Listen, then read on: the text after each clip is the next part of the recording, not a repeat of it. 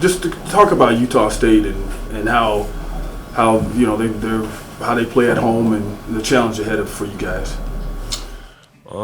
Well, so I mean, the obvious is, I mean, they're one of the best, if not the best, three-point shooting team in the country, and so we're definitely going to have to be on our toes the entire game, because playing against a team like that, I mean, a 12-point lead can turn into a tie game in 2 minutes, and so we really got to be careful, limit turnovers. They're not a super like pressure defense kind of team. And so we got to make sure we don't kind of shoot ourselves in the foot and have any like careless turnovers, and really just play our game. But obviously, everyone's gonna have to be locked in at all times, because any one of them could get hot and carry them. And so, but the other aspect of it is, if I'm not mistaken, I don't think they have a quad one win yet, and so they're also looking at this game as an opportunity to kind of start the process of building like a Selection Sunday, resume. And so, they're definitely going to be ready. And that's kind of how they're approaching this game. Is it's like, all right, let's get this one and try to get some momentum going into the next ones, and hopefully get us ready for March. So. And when the team shoots as many threes as they do, they create so many long opportunities on the boards, and those are the kind of plays that fans are growing about. Those long rebounds are tough, though. So many rebounds like you base your rebounding positioning on the ball's probably going to come here, but it doesn't always happen that way with three-pointers. So what do you do to prepare from a rebounding standpoint against a team that shoots so many threes? Well, it definitely – so obviously me and Mo are going to have the same responsibility to not give up any cheap ones, but it puts a lot more responsibility on the guards, because just because your man isn't crashing doesn't mean that the ball can't just land in his lap. And so, I mean, really, every single shot, all five guys are going to have to be locked in and at least just, have some kind of contact with their man, regardless if they're, running around or trying to make some kind of move. Because, like you said, it's kind of unique going from, obviously playing against, teams that like to get in the paint or shoot more mid-ranges or whatnot, and having a general idea about, the range the ball might come out at. But playing against a team like that where they have multiple guys shooting it from like 5 feet behind the three-point line, you could have an offensive rebound land outside the three-point line. And so, I mean, kind of just talking about guarding the three-point line, also after the shot goes up, it's another level of focus to make sure that no one loses their man, or, maybe relaxes or just like looks for an outlet or whatever it may be. And does that emphasis for the guards then to get on a body to a little bit more in a game like this, does that then rein in or slow down your guys' ability to get out in transition? I mean, maybe like to some degree, but I mean, just considering like the speed of the guards on our team, like not really. Yeah, I mean, it's not, maybe just like one step slower. But for the most part, I mean, with like the athleticism we have on this team, I mean, I don't think it should cause too much of a problem. And at the end of the day, like, because they are like so elite offensively, I mean, part of the reason that they have been struggling a bit this season is because of their just like defensive, what would you call it, like identity in a way. And so, I mean, I believe, and I think that if we are able to just limit them to one shot, make it a tough shot, and then just play our game in the half court or transition, whatever it may be, I mean, I think we got a good chance to beat them. And so I don't think this is a team that we absolutely need to like get out in transition and, just kind of like run them to death. I think this is a team that we can play straight up and beat them. And so, but we are going to have to limit their transition, because that's another area they really excel at. Have you ever had more fun playing hoop? Like you just mentioned the guards, and I look at you running the floor and how cool it is to play with this group of guards and all the transition opportunities you guys get. Not all bigs get to have that much fun.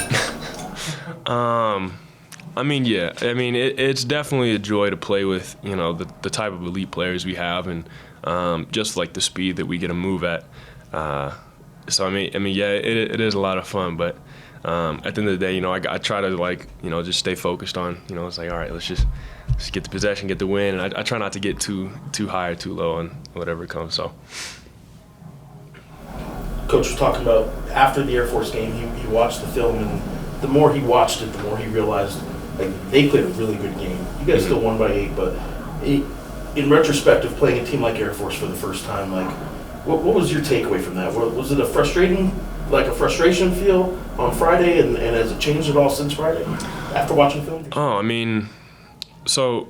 they're obviously, it's a very well coached, well ran system. It's very, it's kind of unique, especially in today's game, to really guard for like the full 30 seconds, which on a lot of times like that happened.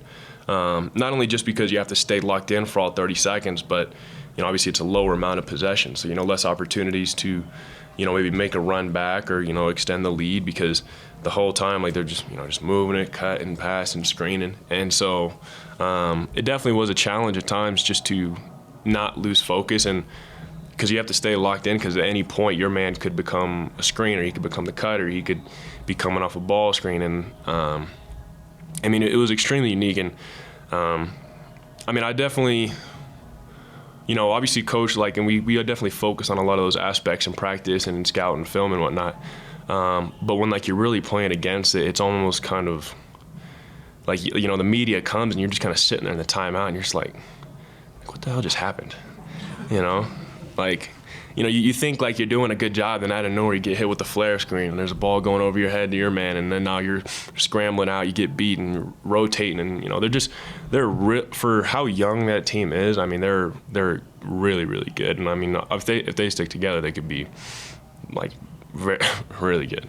What do you think about the Mountain West Conference race? How it's always tight, and there's no gimmies. You got to be ready to go every night. I think it's good. 'Cause I think playing games like the one we had at San Diego State, the one we had here versus Boise, at Nevada, just a lot of ones where, maybe one team didn't play as well, but at the end of the day, like, you're fighting for every game. Even at Wyoming, they almost beat us and San Diego State at their place. Obviously Air Force, they gave San Diego State fits and us as well. There's not really like you said, like there's no gimmies. And I think that's good, because for some teams, like I feel like if they're just like absolutely killing their league, then it almost kind of lulls them into like a false sense of security when it comes time for March. And so I like to believe that by playing these tough games, by having to be mentally locked in every single game, it just kind of helps you get better and improve and be ready for March. So. Time for one more. Your first experience at Smith Spectrum, the Herd, their student section, they've got a reputation. It's a smaller gym, but it can get loud, and they are right on top of you. Have the guys talked about it at all, and are you excited for an environment like that? Oh, yeah. Kind of like throwback to my last school. My last school not very big, and so I always I always like looked forward to the road games. I always liked playing in those environments where everybody's kind of against you. Like everything you do is always, extra, like blown out of proportion. If it's like a bad miss, it's a horrible miss, or, if it's like a turnover, it's a terrible play, or whatever it may be. But I think it provides a little bit extra, just like tenacity, and it's almost kind of it's a lot more fun when you got the crowd going against you, and then you make a play, and then they they're quiet because they can't really say anything, and especially when that buzzer goes off and we won. It's a great feeling. And so it's another great team in the Mountain West, and I know their fan base is going to be there for trying to provide them with as much help as they can against us.